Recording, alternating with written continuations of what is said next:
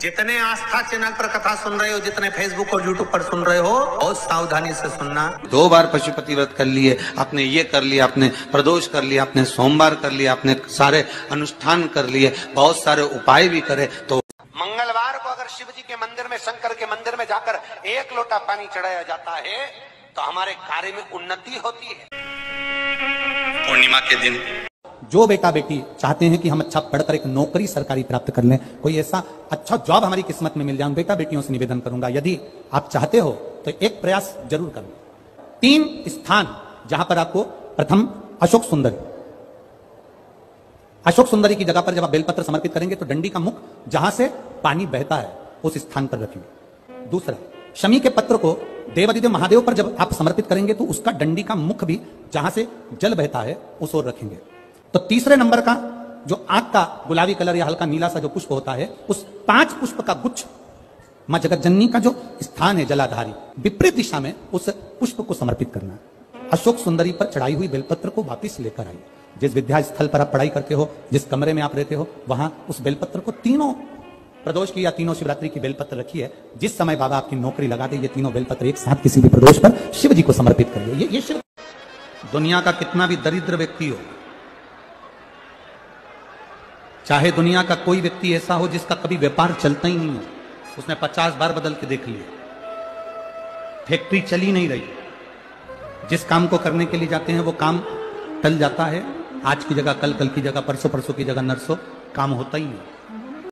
शिव का स्मरण करो। चावल का एक आखा दाना जानते हो, पूरा खंडित चावल नहीं, कितना चावल, 1 दाना चावल का शंकर भगवान के शिवलिंग पर समर्पित करिए। एक बेलपत्र जिसका डंडी का मुख अपनी ओर हो, जहां से चावल चढ़ाया है, उस चावल के ऊपर अपनी कामना कर रख दीजिए और चंद्रमौली भगवान का स्मरण करिए। कौन से भगवान? शंकर भगवान का सर्वश्रेष्ठ सुंदर नाम है चंद्रमौली।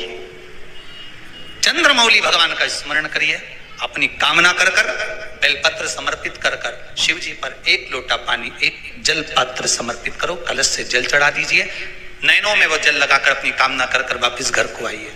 अगली पूर्णिमा आएगी, जो कामना करी है मेरा चंद्रमौली भोलेनाथ उसे पूर्ण कर ही दे। आप सभी को सुंदर पूर्णिमा की बहुत बहुत बधाई हो। बाबा विश्वनाथ की कृपा आप पर सदा बनी रहे।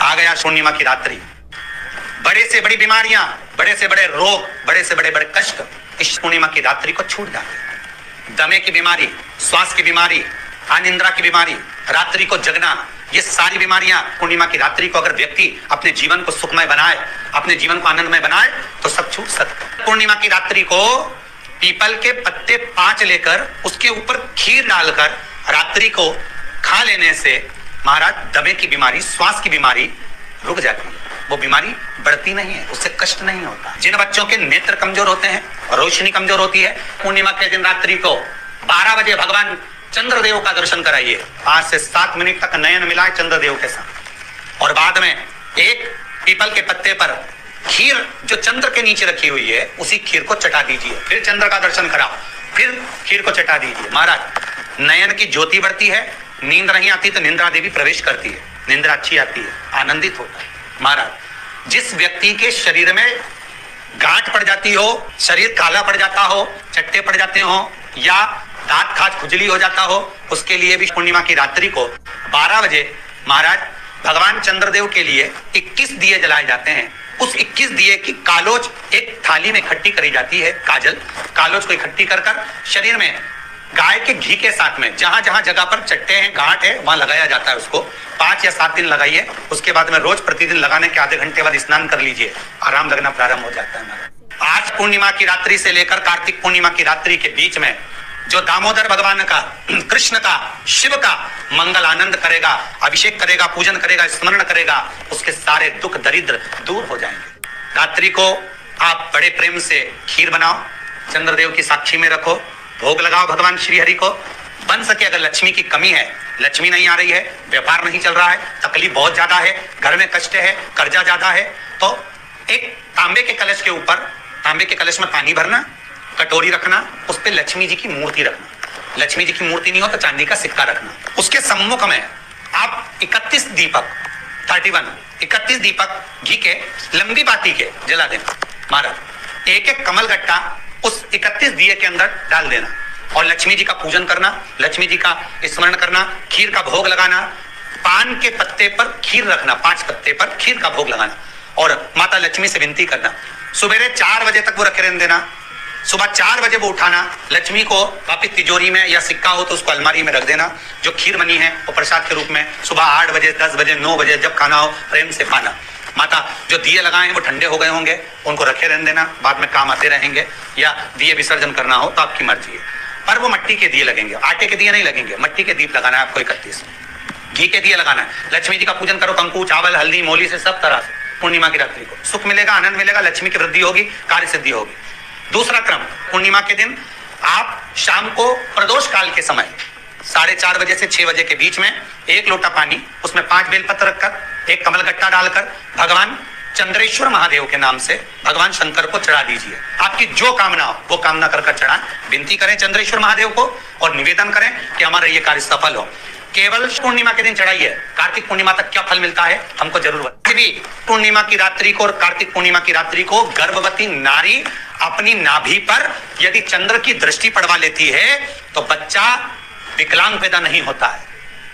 गर्भ से जो बालक होगा श्रेष्ठ होगा, विद्वान होगा, चतुर होगा, पढ़ने में होशियार होगा, क्योंकि ये चंद्र की किरणें जब समुद्र में उछाल ला सकती हैं तो आपके जीवन में भी तरक्की ला सकती है, उछाल ला सकती है। पूर्णिमा के दिन अगर आप शंकर भगवान को 1 लोटा पानी अगर शिव को समर्पित कर रहे हो, श्वेत पुष्प को रखकर शंकर जी के ऊपर सफेद फूल को चढ़ाकर अगर 1 लोटा जल भी एक पात्र जल भी शंकर को समर्पित कर रहे हो तो ये लक्ष्मी के लिए ही तो कर रहे हो। और कौन सी लक्ष्मी? पूर्ण लक्ष्मी। पूर्ण लक्ष्मी पार्वती के यहाँ जब पहुंची, माता पार्वती जी ने लक्ष्मी जी को देखा और सरस्वती को देखा तो पूछा कि बात क्या है, क्या हो गया ऐसा,